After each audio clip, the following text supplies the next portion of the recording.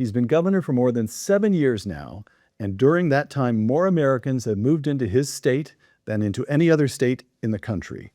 I'm here in the governor's mansion in Tallahassee to see if I can figure out why. Governor Ron DeSantis of Florida on Uncommon Knowledge now.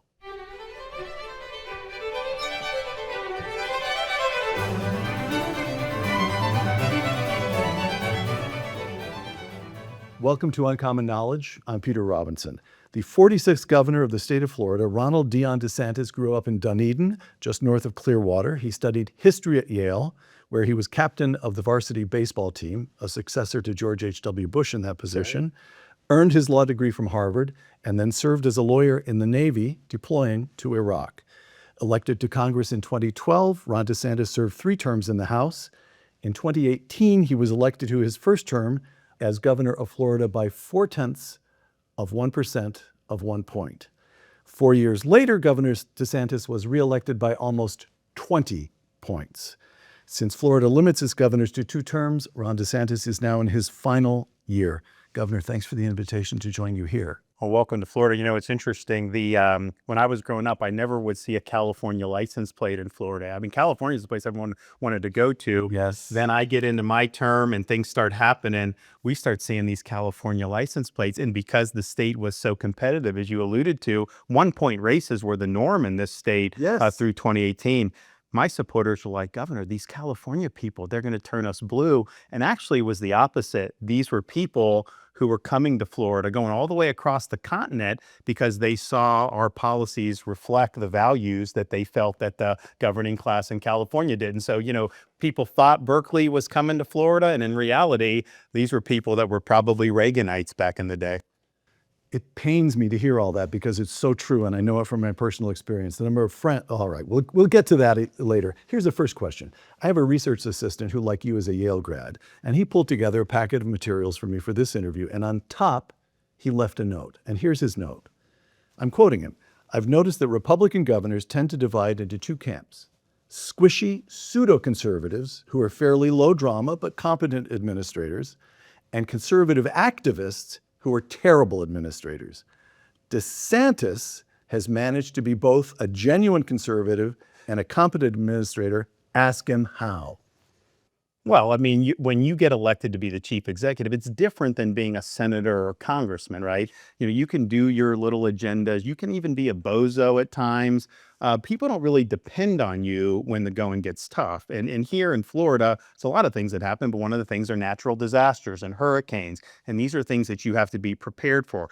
We did that a lot in my first year as governor. We didn't have a hurricane, thank God, but we used those same leadership insights when COVID hit, and we were applying that. Yeah. And so this was something that I was very keen on doing. And if you think about it, yeah, you know, we can sit here and have a debate about, you know, education policy, school choice. And a lot of people appreciate that, but there's a lot of people who don't have kids in school. It's not something they care about.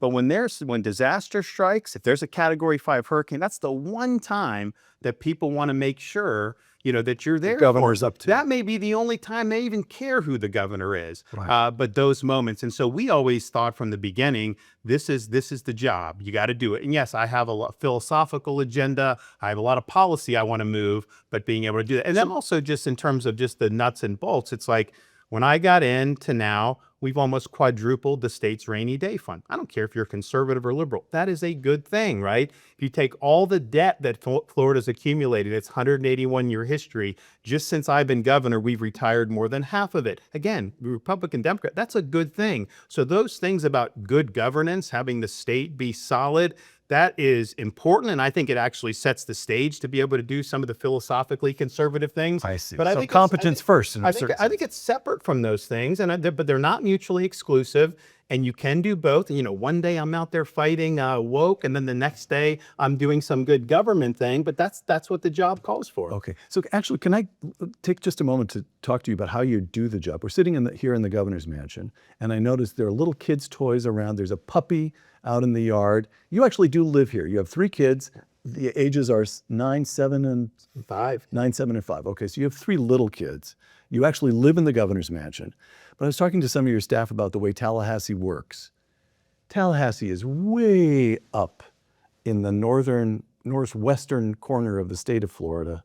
and the population centers and the business growth, what people think of in California, what they think of as Florida, is happening down in Miami on one side and over at Tampa on the other side.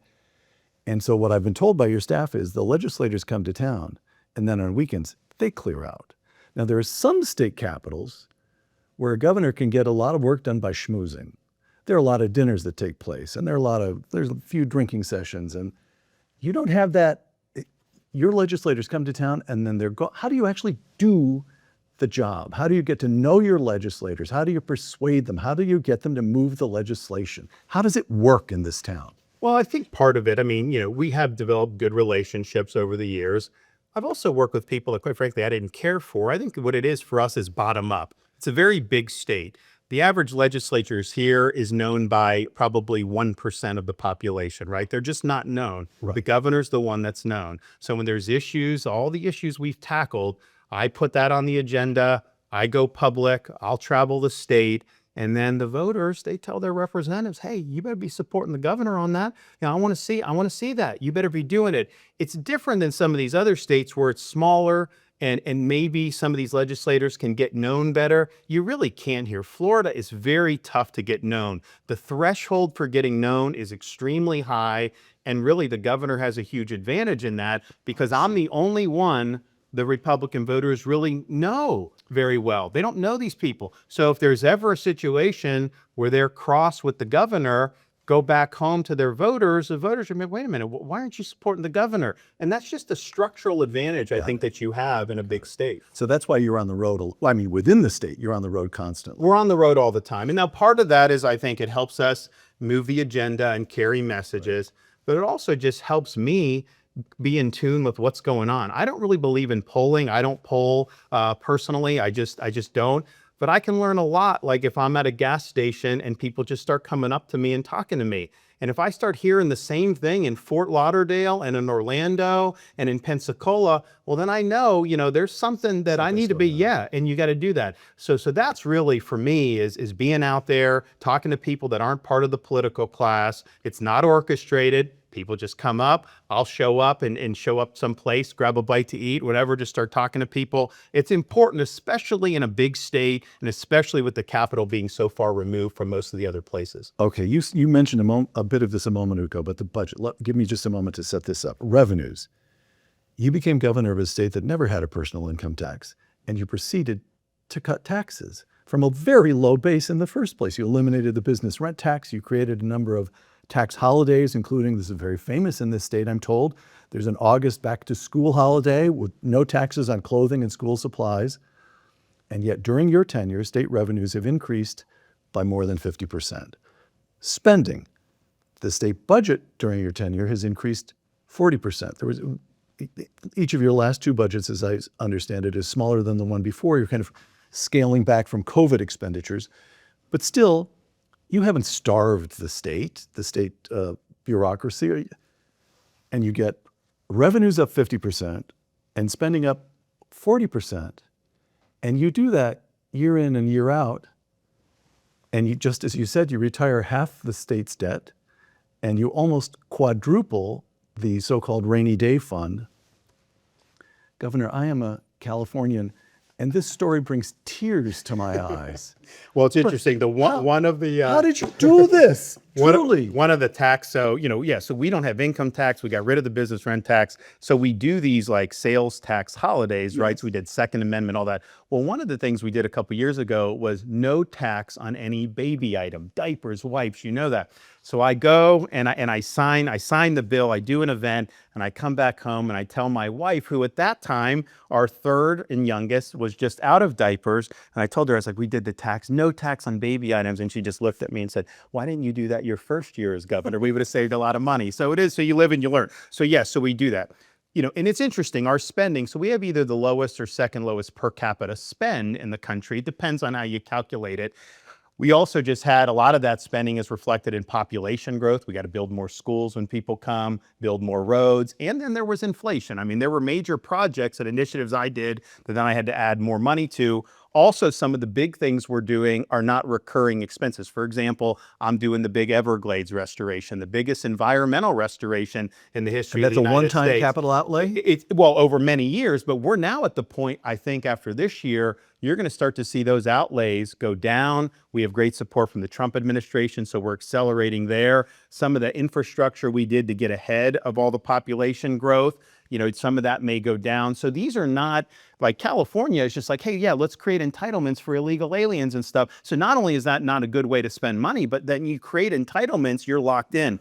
A lot of this spending is not locked in Florida. It's things that have major critical needs for the state. We're tackling it, and then we have room to spare. But it's a difference. What California and New York do is they overtax, overregulated.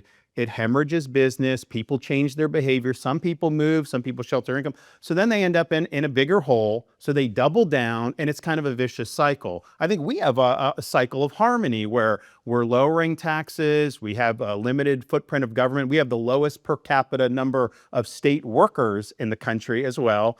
We're returning money to taxpayers, doing things, and that means the economy expands. I think the economy was a little more than $1 trillion when I came in. It's now 1.85 trillion, Florida's GDP. It's like a 70+% growth. So we're benefiting from that, and people know that they have a good environment in which to live, work, and do business. So can I just ask you a question about political culture? When you were, let's say when you were an undergraduate at Yale or when you were a law student at Harvard, at that period, California was still competitive. It wasn't all that long ago that Texas elected a Democrat to a statewide office, Lloyd Bentsen to the Senate in 1988, I think. So we're talking about within living memory, fading memory, but living memory, the whole country was much more competitive than it was now. And for sure, the state of Florida was competitive. When you became governor 7 years ago, there was more registered Democrats in the state of Florida than Republicans. That has flipped. So now, there are positive cycles and negative cycles. Texas is now a red state. Ohio has become a red state. Florida is now a red state. At the same time, New York, gone. Illinois, gone. California, although it pains me to say so, gone. How do these cultures, how did you do it? How did Florida do it? And what lessons are there for the rest of the nation? But I think you framed it well, because I remember being in the Navy and I got orders to go to Coronado, California at the amphib base. San Diego in those days, that was Reagan This was country. about 20 years ago, maybe a little less than that. And I get there, first of all, as a Florida guy, I show up to the bachelor officer quarters. I'm like, where's the air conditioning? Like, you don't need air conditioning here. Just open the window. So I do. And I'm like, there's no screen. Like, there's no bugs here. So it's like, it's so fresh, so nice, right on the Pacific Ocean. I remember getting back from the Iraq deployment and just feeling that air. And I thought to myself, I don't like taxes, but I understand why people would pay a little bit more in taxes to live in California, because it's so nice. But I kind of feel like California, they've indulged more leftist tropes, and they've just gone down this road to where now those people who kind of shrugged their shoulders, said, yeah, it's kind of the weather tax, you just pay to live in paradise. They've just fed up because they have homeless here. They have these problems with that. Well, I think in Florida is interesting because we were a 1-point state. We had 300,000 more registered Democrats than Republicans when I got elected. Look at the decade that led up to that. 2010, governor's race decided by 1 point. 2012 presidential, 1 point. 2014 governor, 1 point. 2016 president, Donald Trump, 1 point. I was less than 1 point. And so a lot of people said, listen, very delicate political balance. You're walking a tightrope here. Don't go too far here or there, or whatever. I rejected that because, one, I got elected to lead. I didn't get elected to follow. But I just believe if you lead in bold colors, not pale pastels, as President Reagan said, that you will attract support when you deliver positive results. And so a lot of it was we have shifted dramatically because of the results. And so negative 300,000 Republicans when I took office. Today, we're up by 1.4 million registrations. Now, some of that is the migration for sure. And all 49 other states, if you look at them individually since I've been governor and look at who's moved to Florida, all 49 Republicans outnumber Democrats. Vermont, more Republicans have moved to Florida. California, more Republicans than Democrats. So the migration... You're ruining the rest of the country. Well, here's the thing, though.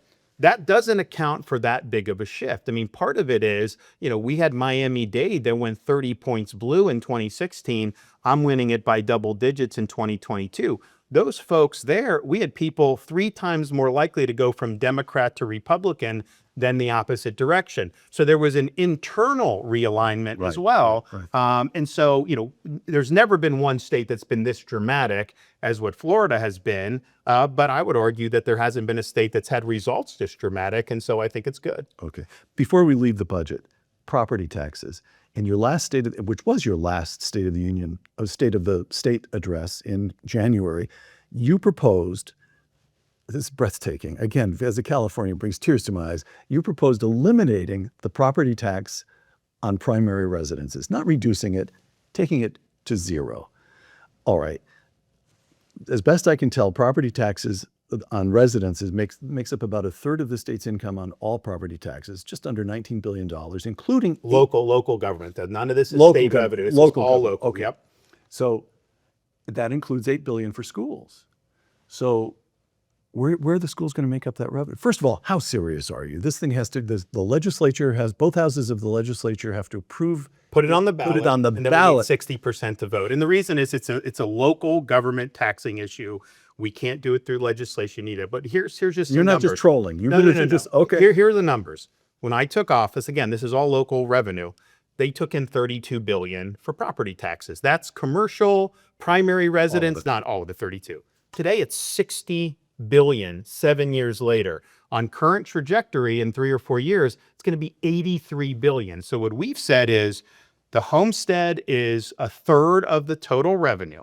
And look, I will provide money to backfill in these initial days, but it's kind of like when California did Prop 13. They were saying the sky was going to fall. You had a 2 or 3 year transition, and then guess what? The revenue started going up. So what I think will happen is, yes, we're not going to let them increase spending. They shouldn't. You can't go from 32 to 60 billion in 7 years. It's just not sustainable. The non-residential, the non-primary, the Airbnbs, that revenue is going to continue to go up. The values are going up. I'm fine if they tax an Airbnb and some of that stuff, but your primary residence is there. Now, will we be able to do all of it in one day? Will it take some time to phase in? We may do it, but it is doable. And we're running studies now. We're going to come out with all this because they're going to be debating this later in the year. So we are serious about it because here's the thing. People talk about the crunch of the cost of living. Well, the state government can't control the cost of groceries. There's certain things in Florida that we've done reforms to, like insurance, which has helped the market, and it's important, but ultimately we don't set that price. Tax is all about government. You can control how much you tax or how much you don't tax. So the best way we can make this state affordable for people is to do the property tax. And I know it can be done because did we not have schools in 2019? Did we not have law enforcement? Of course we did. Even if you say adjust for inflation, adjust for population growth, even throw a couple percent on there, they would have gone to like 45 billion, not 60 billion. So people are paying too much in property tax here. I think it's hurt the ability of young people to afford homes. And just imagine what you could do in a state where you actually own your own home, that the government's never going to be able to come and take it away from you. That is the free state of Florida. You're telling me that if I leave California, I get no income tax and no property tax? Listen, I need about a third of an acre, that's all. Could you keep your eye open? Unbelievable. All right, COVID. Let's go back to COVID because this is when Ron DeSantis becomes a national figure, in my judgment. I have to do a quick recap. I'll keep it quick. March 2020, the World Health Organization declares COVID a pandemic. American states begin issuing stay-at-home orders and broad shutdowns of schools and workplaces. California issues a statewide shutdown order on March 19th. The durations of the shutdowns vary. There's some variation from state to state, but almost the entire country remains locked down until mid to late 2020, with the exception of Florida. You closed your schools for a few months in the spring of 2020, and then you reopened them for the beginning of the new school year in that September. And by that same month of September, almost every business in Florida was open and operating at full capacity. Florida reopened months before the rest of the country. You have an older population down here. These were people who must have felt threatened and frightened. What did you think you were doing? Well, if you remember, a lot of those early decisions were very unpopular at the time, not Yes, just they with the were. media, but even with like Republican voters. I mean, obviously, Your own people. we had a Republican administration at the time. Fauci was part of that task force from Trump 45. And, he would come down and attack me personally for doing, because I mean, the schools was interesting because they were on spring break and they're like, all right, let's just give it 2 weeks, the 15 days. And so I start agitating. I'm like, these kids need to get back. And my commissioner of education is like, oh my gosh, people are going crazy. And he's like, well, all they have is the test and all this, and you've already suspended that for the year, so whatever. But I mean, even when we did the June order to say all schools must be open, oh, you would have thought that we were executing puppies on live TV. The outcry, the negative, and it just was what it was. But I had to be in a situation where I had people in Washington telling me this. I had some of these physicians, the establishment physicians saying this. I had the media all saying, they were all saying the same thing. Then I would get the data, and the data wasn't following what they were saying. And so I'm in a situation of saying, like, wait a minute, people have a right to live their lives. People have a right to do business and make and be an employee and go to school and all this. So we got to find a way forward. So basically we did it. We had really big blowback for like the first 3 or 4 months. Anything we did, just major blowback. And then I think what happened was, as the months went on, people are like, well, Florida's doing this. Why can't we do it? And they'd be telling that in New York or in Illinois or all these places. They would come down. We would have people that would do business, and they were both from the same state, like Illinois.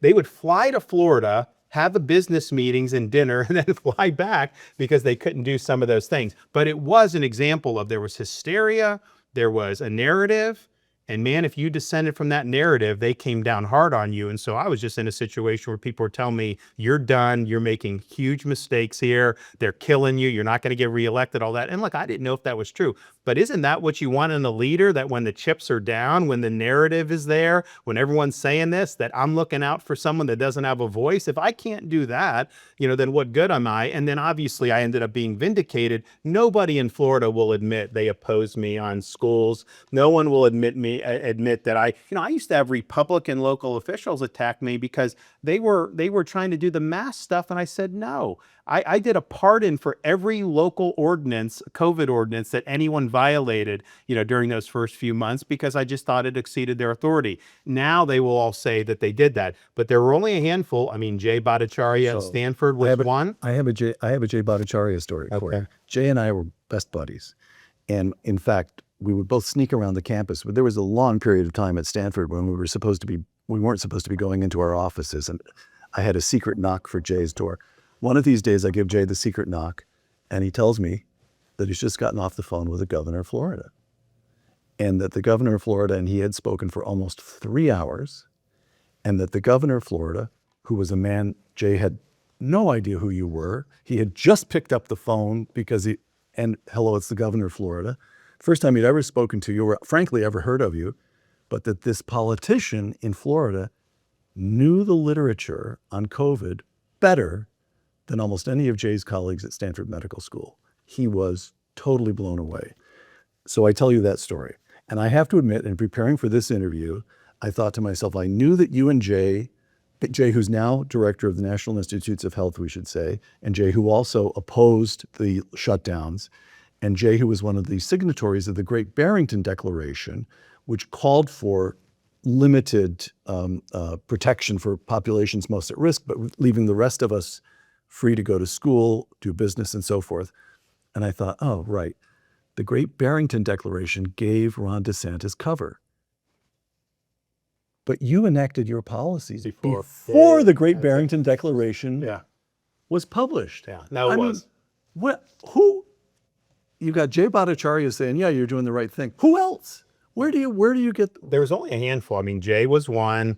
We had Martin Kaldor from Harvard, Scott Atlas, who the White House eventually brought in, and he came down and he would do events, and Sunetra Gupta from Oxford. There was a handful. And I would start, like, as I started going down this road, making these decisions, people were like, this guy's crazy. So I started doing events with them, and sometimes Zoom, sometimes this. And if you watch YouTube yanked us. Exactly. So we were getting censored. Yeah. So I had, so Florida was open. everything was going, that, and the other states were still doing this other stuff, but this was probably 6 months into it. Our kids were all in school, whatever. But, the local school districts in Florida, many of them were doing mask mandates. So I eventually got the authority through a Parents' Bill of Rights to override that. I did not have that at that moment. So I'm asking them, should a kindergartner be wearing a mask 8 days or 8 hours a day? And they're like, there's no scientific basis to have a kindergartner. Jay and Martin Kulldorff. All them, right, all them. Yeah, they're saying, which is true, because if you think about it, even if you believe that cloth works against COVID, these are kids. They're snot. They're doing all this. It doesn't work, right? Right. It's not good for their development. Google, YouTube took that video down. These are very eminent people. And fine, you can disagree with it, but to take it down. Right. And they would do the same thing when Jay and some of the others were criticizing the lockdown policies. Facebook was taking things down. And so it was this real serious effort to just impose a narrative. And I tell people this, I think it's true. I've run campaigns, I've been governor, I've made all these decisions, whatever. I've been attacked 6 ways from Sunday, you name it. If you total all the incoming I've received in my entire career and compare it to what I got during COVID, I got more during COVID because it was international. The hysteria was so big. I think a lot of these people eventually realized they screwed up and they didn't want to have a counterexample like Florida that would lead people to see that they screwed up. So we took a lot. Jay took a lot. These guys take a lot. And here's the thing. It's like, if we can't have open debate, nothing has impacted the society more since I've been alive than COVID policy, because it impacts everybody, right? I can do the best education reform. That impacts some. I can do the best tax reform. It impacts some. This impacted everyone. We can't have free debate. I can't bring in eminent scientists to talk about, liberating kids from masks. So it was really a dark time in this country. And there were a few people who were willing to shine a light through that darkness, and Jay was one of them. You had read up on the literature and understood it so well that you impressed Jay Bhattacharya. I'm afraid, although this pains me even more, I have to give a certain degree of credit to the Yale education. Well, I'll tell you though, just think about it. These are really significant decisions. Yes, they were being pushed down from the higher ups on the governors, no question. It wasn't like they were just coming up with this. But it's like, don't you owe it to those people? If you give me a chart saying I'm going to run out of hospital beds in a week, and it turns out I've got thousands of available beds, don't you think, you owe it to the people to be getting the facts and be crunching this data. And so I spent a lot of time doing it anytime I get my hands on stuff. But it's like, I had nobody in Florida really that was backing any. That's why I'm going to Stanford to finding these people. But I just felt I really owed it. People were doing this. No one was willing to say anything at the time. They didn't want to speak up. But I was just like, is this really the right thing to do? And then it was, okay, we just need 2 weeks, which, we didn't in hindsight, we should have just let it ride, and done some maybe some smaller help for elderly. But then it was like, well, we're going to extend it. And then it's like, well, when not? And Fauci's like, well, when there's no more infections or deaths, then we can. Well, that obviously that completely ruins the society at that point. So I just felt like I owed it, and we did it. And if I hadn't have done that, I wouldn't have had, I think, the strength to go against the machine. Okay, education. A couple of quotations here. This one is from the Wall Street Journal, June of last year, and they're talking about your school reforms. And the article notes that for the first time in state history, more than half of Florida school children were attending schools chosen by their parents, not simply going to the neighborhood school to which they were assigned. Quote, that's one happy result of Governor Ron DeSantis' work to expand education savings account, which the state opened to any student regardless of income in 2023, close quote. Now, here's Andrew Spar, president of the Florida Education Association, the teachers union. Wipe that smile off your face, Governor. I know what's coming. The bill signed by Governor DeSantis, and he's referring to this 2023 universal voucher legislation, the bill, quote, will drain billions of taxpayer dollars away from neighborhood public schools, close quote. Well, okay. It has drained money away from public schools to the extent that parents are saying, nope, I want my kids to go here instead. So how do you answer, Andrew Spar, how do you answer the argument that that piece of legislation It's opened the education opportunities for kids in Florida, but oh, gee, public schools were a great thing in this country and you've damaged them. Well, so we actually, my first year as governor, 2019, we did the Family Empowerment Scholarship, and it expanded our school choice. We didn't have enough in it to really make it universal, but that was really, we were taking state dollars and telling the parent, you direct the dollars. Send it to the school district if you want, or send it to a neighborhood private school. And we also have charter schools and all that. And then we kept expanding it. And then we went full universal with the accounts. So that was kind of just the cherry on top. But we had been doing this for many, many years. Now, at the same time, when I came in, I said, look, I'm a public school kid.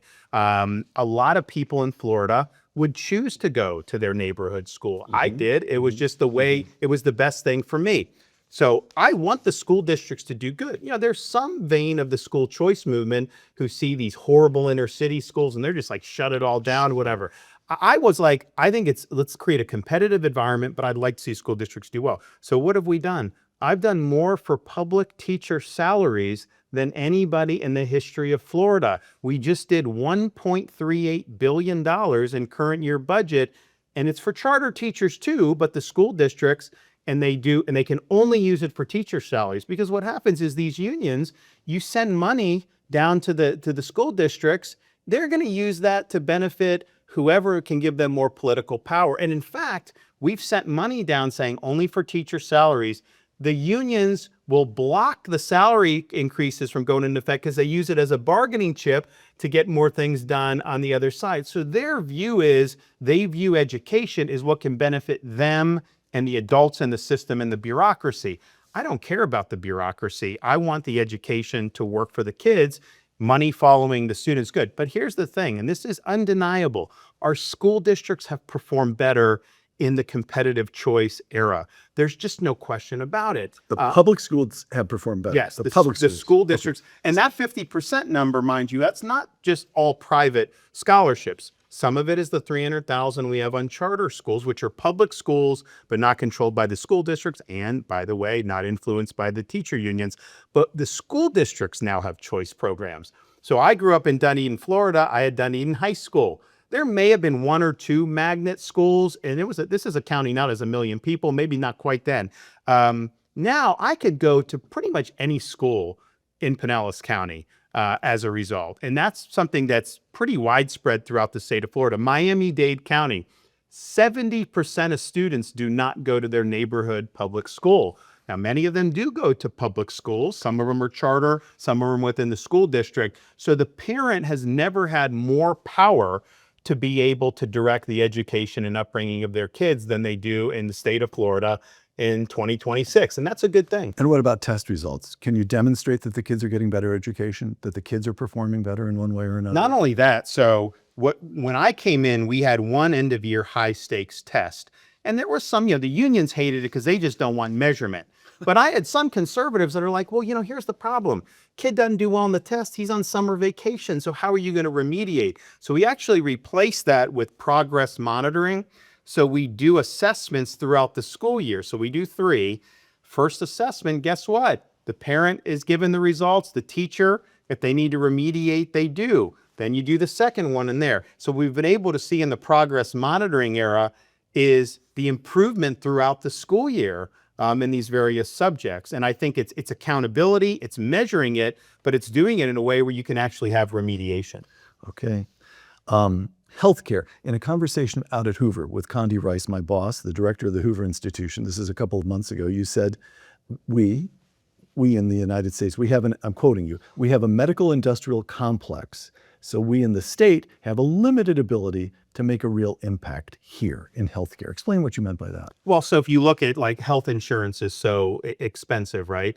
There are things we can do on the margins. Like our state employees, we have something called shared savings. So we require the publication of the cost of these things from the companies. And then if they choose a cheaper option, they get rebates through that. But that's part of it. That's the state program. We haven't mandated that for the society as a whole. I mean, it's what's the proper role of government there? But the reality is we run into Obamacare. We run into all these things where the federal government and this massive sprawling apparatus that's been created around healthcare basically blocks you from doing a lot of stuff. We tried to do with prescription drugs. We said, let me buy the drugs from Canada. It's the same drug. I get it cheaper. President Trump approved that. We started doing that. And first of all, I had people from Canada coming. They were really scared that we were going to buy all their stuff. But basically, I mean, pharma, they dropped the hammer on that, and it never really happened. And so there's just a lot federally that's taken over that I think limits the states on terms of the cost of medical care and the insurance. Now, there are things that we've done in terms of like medical freedom and things like that that I think that have been good, that have been popular. But in terms of why is healthcare so expensive, we've helped on the margins, but I think ultimately it's a Washington problem. Got it. Got it. Where woke goes to die. This is Governor Ron DeSantis. This is celebrating her victory on Election Day in 2022. And by the way, it is just worth repeating that 4 years earlier, you had won by less than half of 1 point.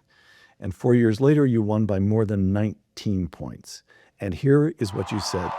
We fight the woke in the legislature. We fight the woke in the schools. We fight the woke in the corporations. We will never, ever surrender to the woke mob. Florida is where woke goes to die. Okay, let me ask you a little bit about this, because we opened by talking about this distinction between competent governance, and it turns out you're all in favor of that. And in fact, there's a certain sense in which you put that first. Build confidence among your population that you will give them competent governance, but you are also a very dedicated conservative. And I'd like to turn to that now. Here's one example. DeSantis versus Disney. As the legislature was considering the parental rights and education bill, the so-called, what did they say? Don't say gay bill. Disney came out against it. You signed the bill into law. And then you signed legislation dissolving several special administrative districts that the Disney World had relied on for years. Governor Ron DeSantis at the time, quote, you're very quotable. If Disney wants to pick a fight, they chose the wrong guy. All right. Now, it's a complicated story. Disney sues the state sues Disney. It takes 2 years to work it all out. And in March 2024, Disney and Florida settle. A very common take on that dispute today is it accomplished nothing. Disney is still running the central part of the state. Disney's still running Disney World. You're still running the state governor. What was all of that about? But if I understand you, it mattered. So here's the thing. How successful of a state and communities can we have if they're teaching first graders that they were born in the wrong body or their gender was a choice when they go to school? It's just totally inappropriate. It's also just not true to say, Sally, well, you're not really a girl. Maybe you're, but it's not. So to me, it was something that was inappropriate for schools. It was obviously people were trying to put an agenda in. We stepped in and made clear that's not going to happen in Florida. Disney obviously opposed it, but just them opposing, understand, no one's ever gone against Disney in Florida. I mean, they're the 800-pound gorilla. So the fact Second biggest employer in the state, I think, after Publix. Right. So the fact that I signed it, a lot of people thought that I was going to have to find a way to kill it because of that. Then Disney, though, came out and I think made a big mistake. They said, we're going to use our resources to go against this bill in the courts, get it overturned in the legislature. You know what? They have a right to do that, although I'm not sure with their fiduciary obligations of their shareholders, that was the right thing to do, but they did. But it was a situation where no one at that point had ever gotten any blowback from conservatives in corporate America. All they were cared about is placating the woke mob. They just, they don't want controversy, many of them, so just do that. We can go as far left on this stuff as we want. What's the conservative going to do? They're all for corporations doing whatever they want. And so for me, I saw that, so it wasn't just they relied on, they controlled the local government. And it was a historical aberration that caused this over many decades to get to that point, but they ran the government. They literally would tax the businesses that were there and then use it for their own stuff. So they had an amazing sweetheart deal. Universal didn't have the same deal. SeaWorld didn't have the same deal. So my position was, look, you have a right to wage war against the state, our parents, our kids, but I am not going to subsidize that. And we're going to take away that special subsidy. And so we were meeting for special session in the legislature because they had to do the redistricting. And, I talked to the speaker like a couple days before. I was like, why don't you add the Disney thing? And so no one knew it was coming. All their lobbyists were, on the Mediterranean, enjoying like a cruise around the Grecian islands and all that stuff. So we did it and we took it. And so what happened is we won. Let's just be clear. We never lost any lawsuits. We control with my state control board, we control that. And a lot of people said, well, if you take the control, and that board cut taxes for all those other businesses that had been getting taxed. So they're all very happy. And people said, well, Disney's going to leave Florida. Look, if they want to take Space Mountain to Columbus, Ohio, they can do it. I don't think that's going to happen. So what are they doing now? They're investing $18 billion because they know Florida plays a good business.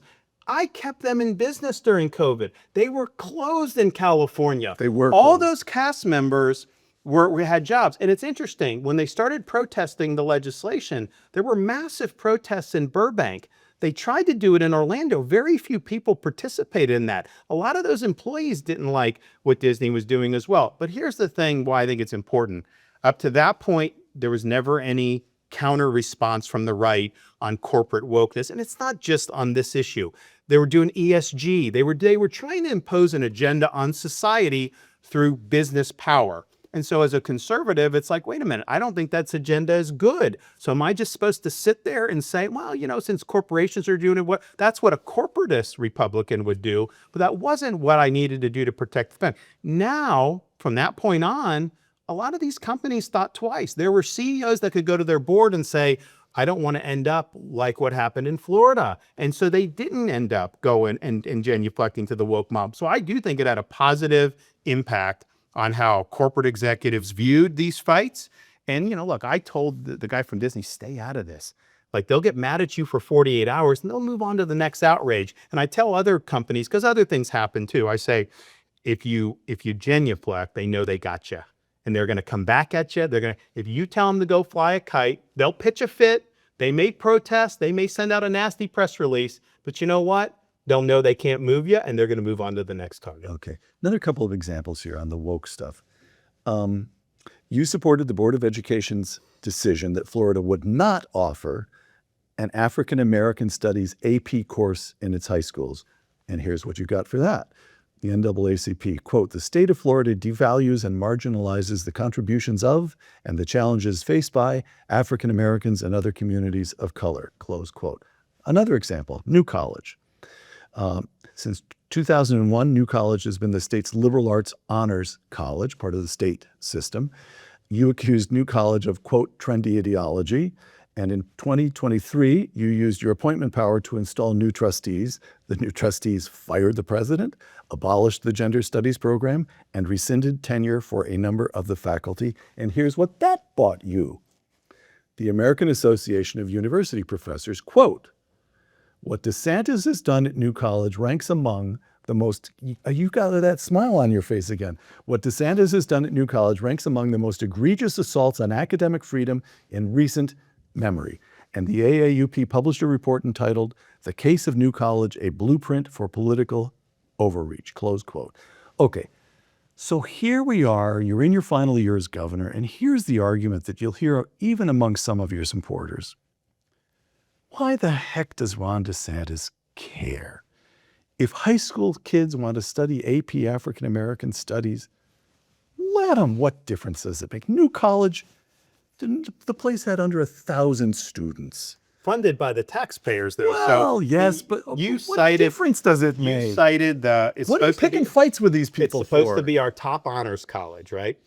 They had You're still fighting over very this. low enrollment. It was basically like a Marxist commune. It was beatnik. It was all that, which, look, if that's what you want, it's fine. Different strokes for different folks.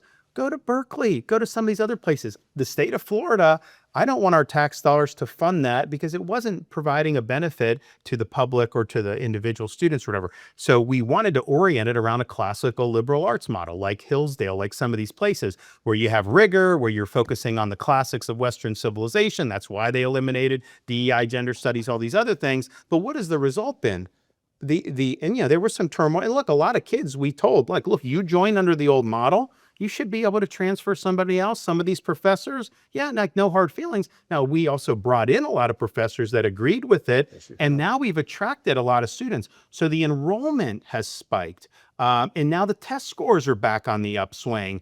And you now have a place, and we've put a lot of money into it, the facilities. No one's ever done more for that place than me, if you look at all the money we've done, because I think it can be something that's good. And, you know, some of these things, conservatives always complain about higher education, right? And they'll stomp and they'll do, but what are they doing to actually change it? And you can't just say, well, I'm going to appoint this person or I'm going to do this. Like, there's a whole architecture that develops. Well, a college that has, you know, 600 kids, that's something you can move. It isn't like moving an aircraft carrier. It's like moving quickly. So you've seen huge momentum there with that. But the thing is, when you're dealing with the education, the left has controlled this for a long time. Conservatives complained about it. You know, I'm really one of the first guys actually done something about it. An example, we have the Hamilton Center at University of Florida. Huge. So basically, I mean, I think You better explain. Take a moment to explain. I mean, people that would watch your show would know there's things like at Princeton, Robbie George has the James Madison Center, which really started this.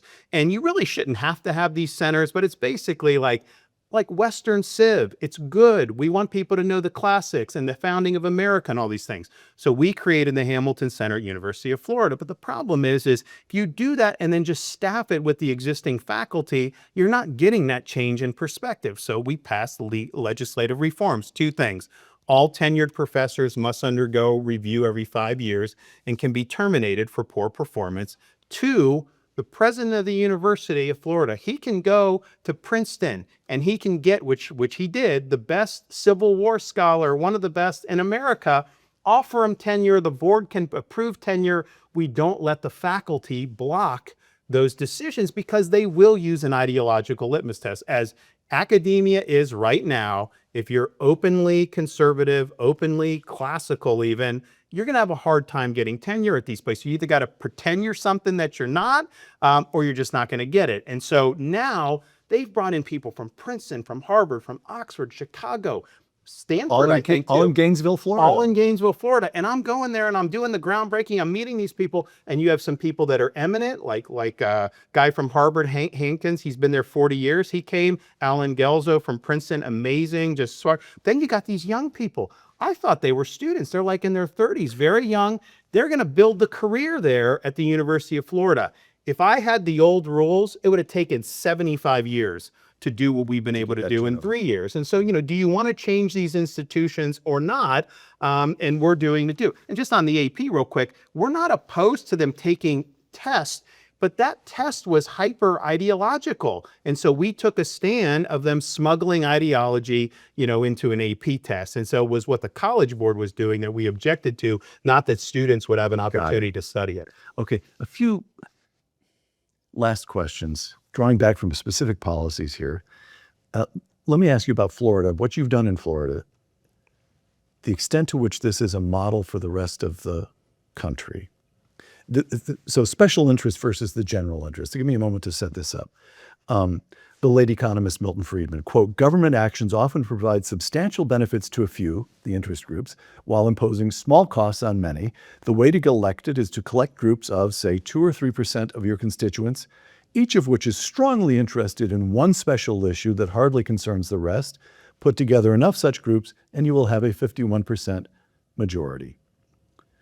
And you could argue that Franklin Roosevelt invents this as a central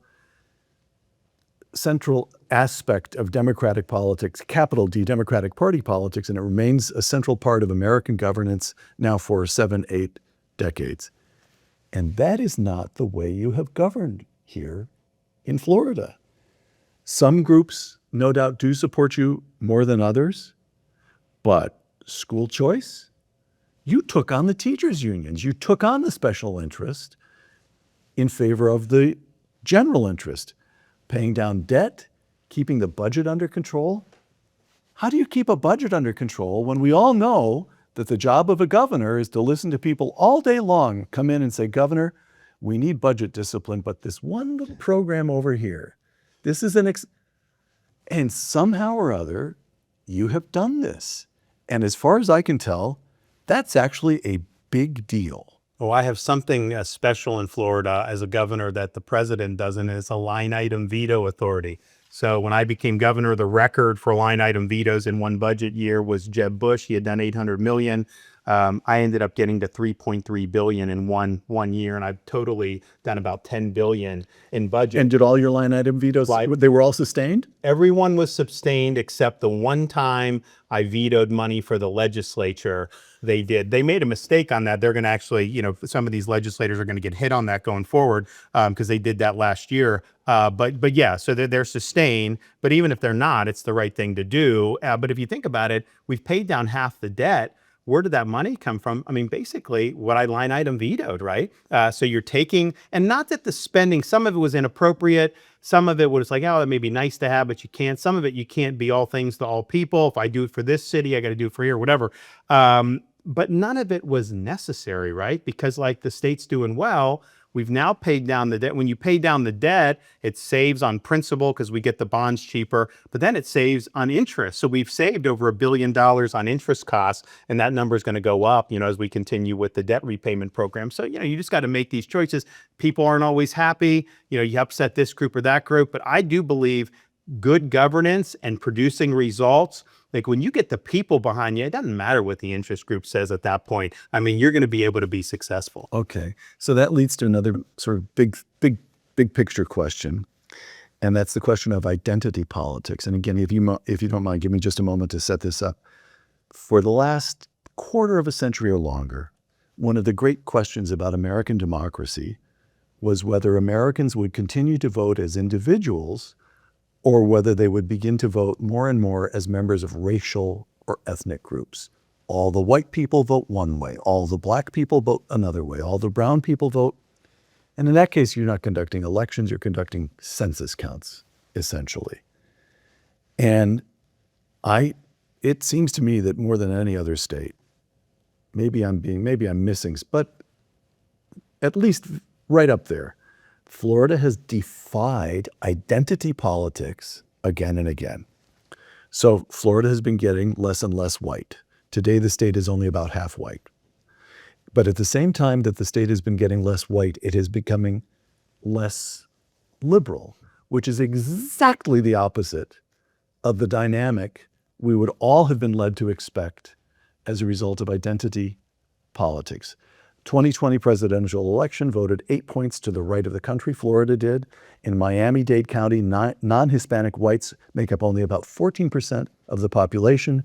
But in 2024, Miami-Dade went for Donald Trump over Kamala Harris by 11 points. So you have in this state, it's not just the old-fashioned white people who are voting Republican. You've got Hispanics of every stripe and description. You've got African Americans. You have somehow or other got people voting their interests. They want low taxes. They want good government over identity politics. Now, how the heck does the rest of the country do that? That's a big deal. Well, I think it's because we've drawn a sharp contrast with the left. And the sharper that contrast is on the philosophy and the ideology and the policy, the less important, some of these more superficial characteristics would be. We also don't buy into the conventional wisdom. For example, I got in very close race, evenly divided the state, and I started to go against like illegal immigration. We banned sanctuary cities and people. It was very controversial because, the Republican voters were all for it. Some of our members were squishy. Oh, we're going to lose Hispanic votes, whatever.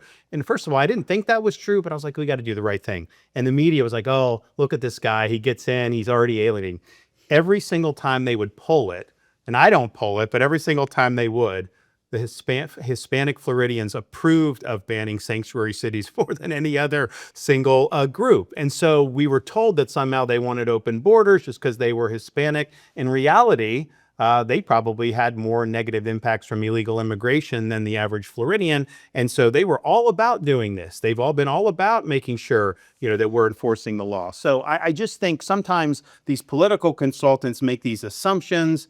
Politicians make these assumptions about what this group will do or not. And, I'll tell you too, my reelection, I did better than with African Americans and Republicans had typically done.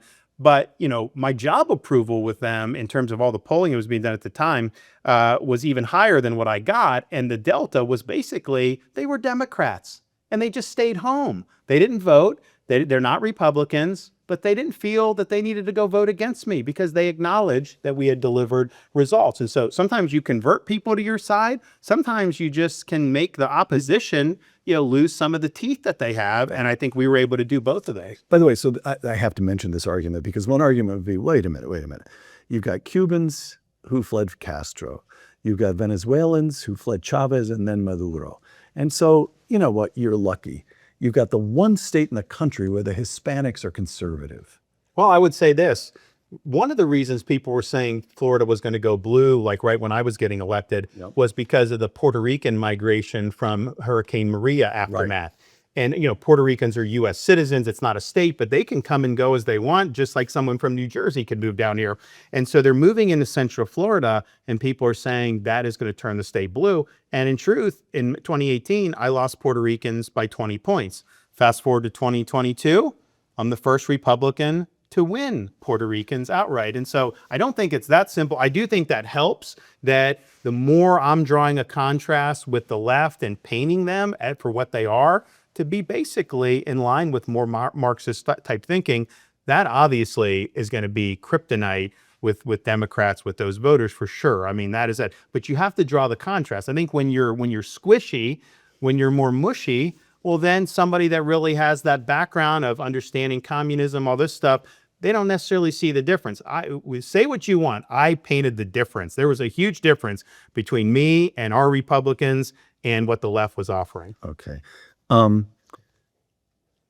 Which brings me to this, the future of the Republican Party. By the way, I'm not going to ask you if you intend to run for president, but if you would like to, if you want to indicate by pulling an earlobe, I'll take that as a yes.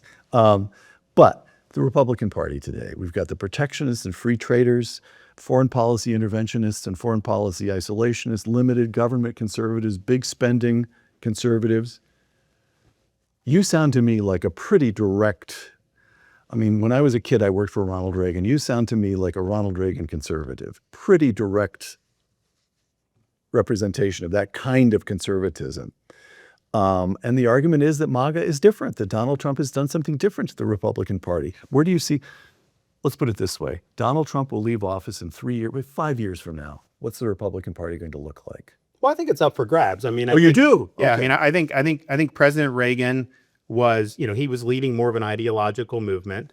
I think President Trump, he has a unique persona. He has a unique, as an individual, there's really never been, nobody ever got elected without ever having been in any government role, and they're not military, and he got elected when people said he couldn't. Obviously, he went through a lot. People are like, there's no chance he can run again, and he does, and he wins. And so he's got a floor of support that I think is pretty unique. But I think because it's really about Trump, the individual, as opposed to if you substituted someone else saying the exact same things, a lot of those people wouldn't turn out. They are turning out for Trump. He's got a very strong brand. So that's why you have people that have much different views. They tie themselves to President Trump. Well, obviously, beyond that, there's not anybody that's going to be able to match him in terms of his brand, his persona. So then the question is okay, well, what does the party stand for? What are the underlying principles that we're doing? And Trump, and I know him well and work with him all the time. He's got very good instincts, but he has said publicly he doesn't consider himself to be a conservative, that he's more of a common sense guy. I think he considers himself to be more pragmatic. And so he takes those. Whereas with like a Reagan, he had kind of limitations on how far he would go because he had such strong ideology. So the question is kind of what happens next. One thing I think that's influenced this, we have a very weird and I think screwy media environment now on the right. You have these algorithms that are pushing things on social media that, even 5 years ago, weren't as prevalent. You have monetization of some of these voices where they're doing it. So there's a lot of incentives to kind of try to upset the apple cart as best you can, create dissension in the ranks. But the way I view it is this. You have a party in the Democrats, they're on the left. They're pursuing policies that will fail. We know that. It's up for us, especially in the year 250 of our country.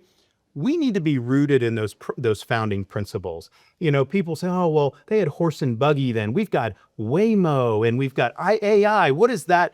And the reality is the circumstances may change, but the underlying principles are enduring. The founding fathers correctly diagnosed human nature and its flaws. They correctly diagnosed the need to have limitations on government. They correctly diagnosed the need to have the rule of law prevail. So all of that stuff that they did is the reason why this country has been able to be successful. There's nothing new under the sun. The key is, as a statesman, is to apply those principles in ways that are relevant and are going to be good for the people that you represent.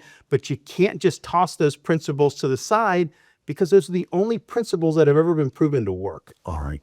Couple of last questions here. You are a graduate of Yale and Harvard Law School. You know, by now you could be running the Miami office of Gibson Dunn or White and Case. You could have been by now one of the big real estate guys in this state. You could be living in Coral Gables or Palm Beach. Here you are in Tallahassee, and I looked this up. I don't mean to embarrass you, but it's public information.